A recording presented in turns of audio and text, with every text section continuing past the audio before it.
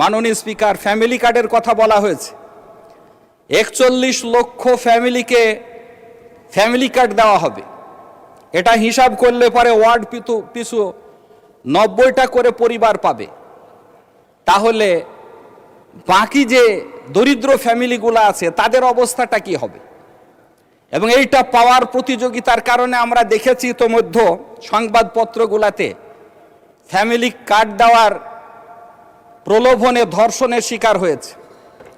Family card দেওয়ার প্রলোভনে টাকা নেওয়া হচ্ছে। মানে এটা দুঃখজনক ব্যাপার। সংসদে ঢালাভাবে কথা বলা উচিত না। সংসদের ভাষা জানতে হবে, সেভাবে বলতে হবে। তার বক্তব্যটা স্পষ্ট করার জন্য আমি অনুরোধ করছি। আপত্তিকর। মেহেরপুর 1 আসন থেকে নির্বাচিত মাননীয় সদস্য জনাব মোহাম্মদ তাজ উদ্দিন খান। জনাব মোহাম্মদ তাজ উদ্দিন খান, আপনার সময় 5 মিনিট। ধন্যবাদ আপনাকে। আউযুবিল্লাহি মিনাশ শাইতানির রাজিম। বিসমিল্লাহির রহমানির রহিম। মাননীয় স্পিকার, আপনাকে ধন্যবাদ 2026-27 বাজেটের উপরে আলোচনার সুযোগ দেওয়ার কারণে। মাননীয় স্পিকার, 26-27 অর্থ বছরের বাজেটের স্বাস্থ্যটা অনেক বড় হয়েছে, কিন্তু পুষ্টির মাত্রা কম আছে। আমরা দেখছি যে দেশি বিদেশি ঋণ বর্তমানে 19 থেকে 20 লক্ষ কোটি টাকা। আমাদের এই বাজেটে সুদ পরিশোধের জন্য 1,27,500 কোটি টাকা বরাদ্দ রাখা হয়েছে, যেটা শিক্ষা অথবা স্বাস্থ্যের মতো খাতে দিলে পরে আমাদের দেশটা অনেক দূর এগিয়ে যেত। মাননীয় স্পিকার, সাধারণ মানুষ বোঝে না জিডিপি কি জিনিস, মুদ্রাস্ফীতি কি জিনিস, কর কি জিনিস। সাধারণ মানুষ জানতে চায় এই বাজেটে যে গ্যাস সিলিন্ডারের দাম কিছুদিন আগে 1250 থেকে 1950 টাকা হলো, তার দাম কতটুকু কমেছে। সাধারণ মানুষ জানতে চায় রাতারাতি যে বিদ্যুৎ এবং জ্বালানির দাম বৃদ্ধি করা হলো, তা কতটুকু কমেছে। চাষিরা জানতে চায় তাদের চাষের জন্য যে পর্যাপ্ত সারের প্রয়োজন, আজকে এই সময়তে পাচ্ছে না। আমার কাছ থেকে এলাকার মানুষ বারবার খোঁজ নিচ্ছে পাওয়া যাবে কিনা। আবার 1300 টাকার সারে যদি 500 টাকা বেশি দেওয়া হয়, তাৎক্ষণিকভাবে পাওয়া যাচ্ছে। এই ব্যবস্থাপনাটা ঠিক হবে কিনা এই বাজেট। মাননীয় স্পিকার, কৃষকের উৎপন্ন ফসল যেটা সাধারণ মানুষ চাল ডাল ভোগ করবে, এর উপরে উৎসকর না রাখার কারণে দামটা কম থাকবে। কিন্তু কৃষকের উৎপন্ন ফসলের মূল্য, পেঁয়াজ উৎপাদন করতে খরচ 25 টাকা 15 টাকাতে বিক্রি করছে। ধান উৎপাদন খরচ মন প্রতি 1200 টাকা, সেখানে 1000 টাকায় বিক্রি করছে। কৃষকরা জানতে চায় এই বাজেটে তাদের উৎপাদিত ফসলের ন্যায্য মূল্য পাবে কিনা। বিধায় আমরা যে বলছি, সারা দেশে আনন্দের জোয়ার বয়ে গেছে বাজেট দেখে। মানুষের মুখটা মলিন হয়ে গেছে এই বাজেট দেখে তাদের সমাধান না পাওয়ার কারণে। মাননীয় স্পিকার,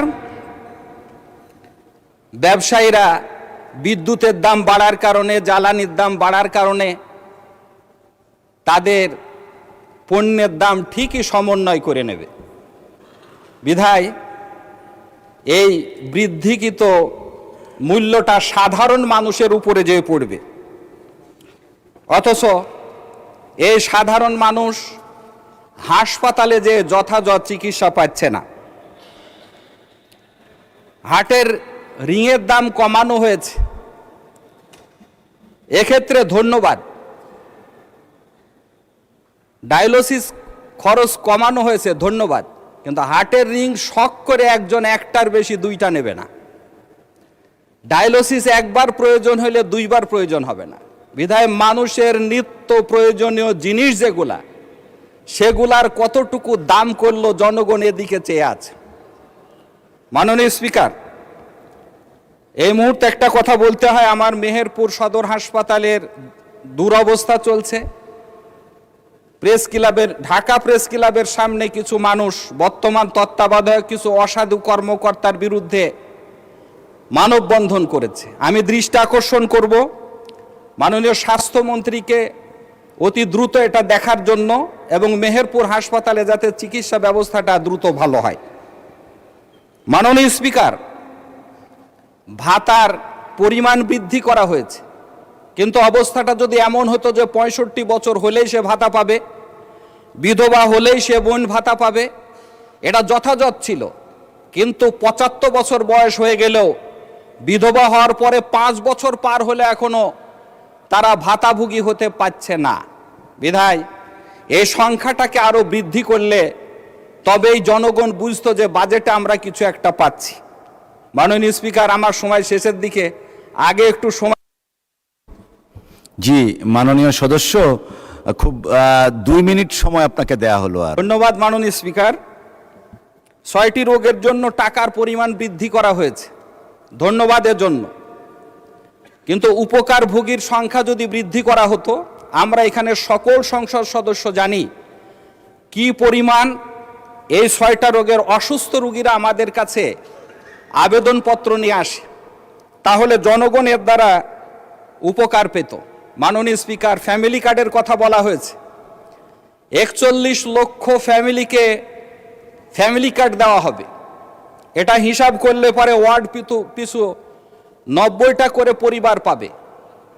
তাহলে বাকি যে দরিদ্র ফ্যামিলিগুলো আছে তাদের অবস্থাটা কি হবে?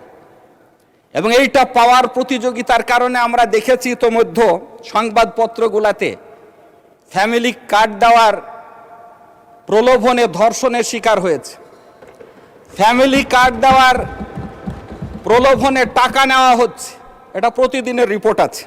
মাননীয় স্পিকার, এজন্য আরও যে প্রান্তিক জনগোষ্ঠী আছে ফ্যামিলি কার্ডের বাইরে যারা থাকবে, তাদের মানটা বাড়াবার জন্য, জীবন মানটা বাড়াবার জন্য প্রয়োজনীয় পদক্ষেপ নেওয়ার জন্য আমি অনুরোধ করব। মাননীয় স্পিকার, আজকে বাংলাদেশে অবকাঠামোগত দিকে যদি আমরা লক্ষ্য করি, তাহলে মোগল আমলের অনেক বিল্ডিং এখনো খাড়া হয়ে আছে। আমরা যদি দেখি ব্রিটিশ আমলের রেল লাইনের যে স্টেশন আছে এখনো সগর্ভে দাঁড়িয়ে আছে।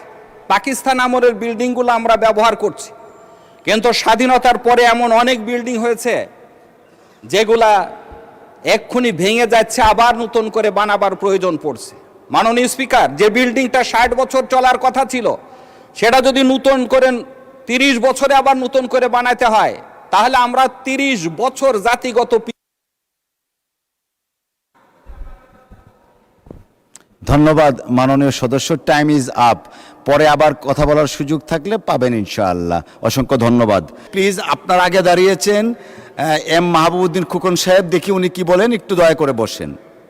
এম মাহবুবউদ্দিন খোকন সাহেব, আপনি কি জন্য দাঁড়ালেন? একটু মাইকটা দিবেন দয়া করে প্লিজ। মাননীয় স্পিকার, পয়েন্ট অফ অর্ডার বলছি। মেহেরপুর 1-এর মাননীয় সংসদ সদস্য তার বক্তব্যে বলেছেন ফ্যামিলি কার্ড দেওয়ার প্রলোভন দেখিয়ে দর্শন করা হয়েছে। ফ্যামিলি কার্ড দেওয়ার প্রলোভন দেখিয়ে দর্শন করা হয়েছে। মানে এটা দুঃখজনক ব্যাপার। সংসদে ঢালাভাবে কথা বলা উচিত না। সংসদের ভাষা জানতে হবে, সেভাবে বলতে হবে। তার বক্তব্যটা স্পষ্ট করার জন্য আমি অনুরোধ করছি। আপত্তিকর।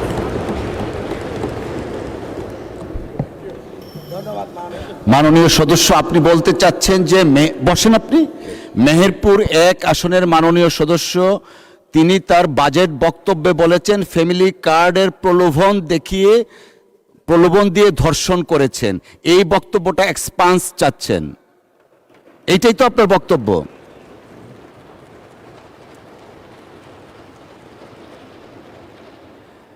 আমিও শুনেছি এরকম কথা বলেছেন। পয়েন্ট অফ অর্ডারে আপনি দাঁড়িয়েছেন, এই স্টেটমেন্টটা এক্সপান্স করা হলো।